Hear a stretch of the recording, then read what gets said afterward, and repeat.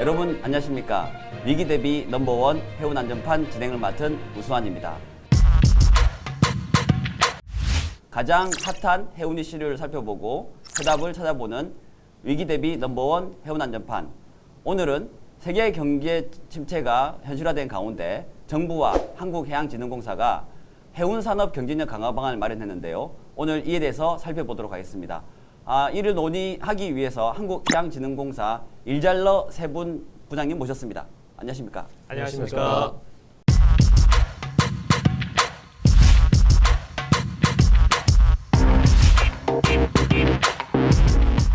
세 분 부장님 잘 아시겠지만 그 세계 지금 경제가 굉장히 침체 일로로 가고 있지 않습니까? 미국에서 인플레이션 완화를 위해서 벌써 4번이나 금리 인상을 했고요. 그에 따라서 다른 나라들도 다 같이 금리 인상을 하게 됩니다. 그러니까 유동성이 줄어들게 되고 소비가 위축될 수밖에 없고요. 이것의 바로 직격탄이 해운 산업으로 오게 되어 있는데요. 지금 해운 시장 상황이 어떤가요? 한 2021년도에 BDI, 그 벌크선 화물의 운임 지수를 나타내는 BDI 지수가 5,000포인트까지 갔다가 지금 한 1,300포인트 정도까지 내려와 있는 거고요. 컨테이너 같은 경우에는 어떻습니까? 컨테이너 화물의 이제 운임 지수를 대표하는 것이 이제 상하이 프레이트 인덱스라 그래서 SCFI 지수라고 하는데요. 여기도 한 2021년도에 한 5,000포인트까지 가다가 지금 한 1,200, 1,300포인트까지 상당히 내려와 있는 지금 상황입니다. 그러면 5,000포인트가 한 평균 정도로 볼 수 있는 아닙니다. 건가요? 5,000포인트라는 거는 역사상으로 아주 상당히 높았던, 그러니까 팬데믹으로 인해서 우리가 상당히 그 시장의 전 세계적인 경기 침체를 우려했는데 오히려 공급망 이슈라든가 여러 가지 문제가 생기면서 해운 시황 쪽에서는 상당히 호황이었었거든요. 그러면 지금은 뭐 떨어지는 이유가 어떤 것이라고 볼 수 있을까요? 이제 말씀드리자면 이제 방금 말씀드렸던 이런 팬데믹 이슈가 점점 해소가 되면서 과거의 공급망 이슈로 인해 가지고 내륙 운송이라든가 터미널 적체라든가 이런 부분들이 점차적으로 해소가 되고 있고 그 다음에 중국 쪽에서는 또 이외로 제로 코로나 정책으로 인해 가지고 좀 내부의 그 생산량이 조금 그 충분하지 않은 부분이 있습니다. 그러다 보니까 전체적인 공급에 영향을 미쳐가지고 수요 공급에 의해서 결정되는 해상 운임은 하락하고 있다. 보시는 분들의 참고를 위해서 이 숫자가 US 달러 기반인 거죠? 그 SCFI 그러니까 상해 컨테이너 운임 지수인데 1000으로 시작했던 기준을 봤을 때에 현재 기록하고 있는 거다. 이렇게 보시는 게 맞을 것 같습니다. 교수님께서 말씀하셨던 그 달러, 네. 그러니까 좀 이 시인성이랄까 직관력을 좀 네. 올리는 측면에서 저희가 이제 KCCI 예. 뒤에 말씀드리겠지만 그 운임 지수는 조금 그런 면에서 직접 예, 개발하고 계신 지수가 있으시죠? 예, 예. 그 부심이 있으신 거죠? 예. 그 나중에 나올 건데 벌써 나온 거니까 부심이 있는 것 같은데요, 그렇죠? 네. 그 얘기는 좀 이따 하고요. 자, 그러면 이게 운임 하락이 이렇게 일어나게 되면 우리 선사들한테 경영 관련해서 굉장히 영향이 있을 것 같은데요. 뭐 왜냐하면 가장 중요한 수입이 운임인데 그러면 이 부분에 대한 영향이 좀 심각해지는 겁니까? 당연히 그 이제 그 기본적인 영업이익의 하락이라든지 뭐 재무적인 수치에서의 어떤 그 하락은 불가피하다고 보는데 금융시장의 어떤 그 변동성이 어느 정도 지금 현재로서는 선사한테 좀 우호적이지 않은가 이렇게 좀 예측이 됩니다. 예를 들어서 이제 달러당 환율이 지금 현재 뭐 1,320원, 1,330원 얼마 전까지만 해도 1,400원까지 올랐었죠. 그랬을 때 벌어들이는 달러 수입을 원화로 환산했을 때 금액이 커진다는 점. 또 그리고 최근에 그 지난 한 2년 동안 호황기에 어느 정도 유동성을 확보하고 있는데 그 유동성을 갖다가 자산을 운용할 때 운용 수익률이 과거에는 뭐 1%, 2% 예금 이자율이었다면 지금 뭐 4%, 5%까지 됐기 때문에 이런 어떤 금융 소득이 증가하는 점. 이런 부분들이 있어 갖고선 당분간은 이런 그 금융 소득을 이용해 가지고서는 선사가 운영하는데 어려움은 좀 없지 않을까 이렇게 지금 생각은 하고 그러면 있습니다. 말씀은 단기적으로는 크게 문제가 없을 수 있지만 이런 추세가 지속되면 문제가 생길 수 있다. 그리고 또 하나는 이 우리가 뭉뚱그려서 해운 선사라 말하고 있지만 여건이 다 다르지 않습니까? 네. 그러면 그 영향이 되게 차별적으로 날 가능성이 많거든요. 그 부분 어떻게 생각하세요? 대형 그 원양 컨테이너 선사의 경우에는 이제 말씀하신 대로 지금 유동성도 약간 좀 많이 확보하고 있고요.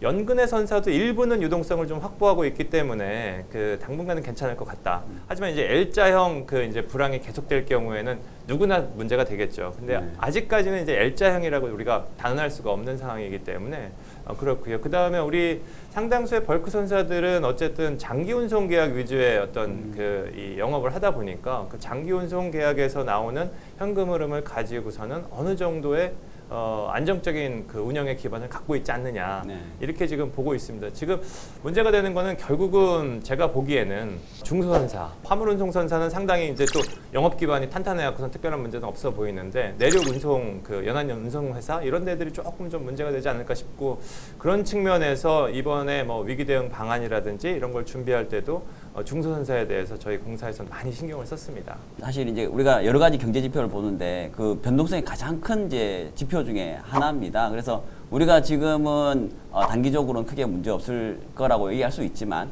이게 어떻게 변할지 모르거든요. 그럼 이제 급격하게 떨어지는 경우가 생길 수도 있습니다. 사실 이제 그런 문제 때문에 이제 이번에 그 해양진흥공사와 정부가 같이 이제 경쟁력 강화 방안을 만들었는데요. 좀 어떤 방안이 좀 있습니까?